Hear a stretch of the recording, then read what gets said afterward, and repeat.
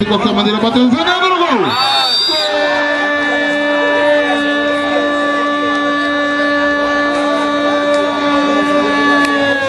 Tá na rede.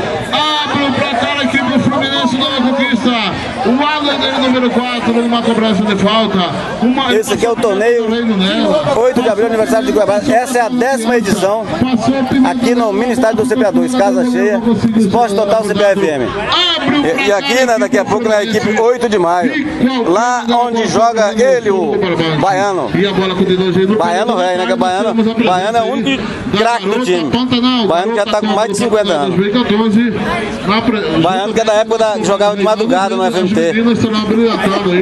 Trazendo a beleza da mulher, pataneira, hoje aqui nessa... A dupla de ataque era ele e Marcelo Trivial. Esporte Total CPA-FM, Marcelo Trivial nas informações. 1-0 Fluminense, numa cobrança de falta e a colaboração, ali eu acho que o goleiro colaborou, né? Deu ali uma...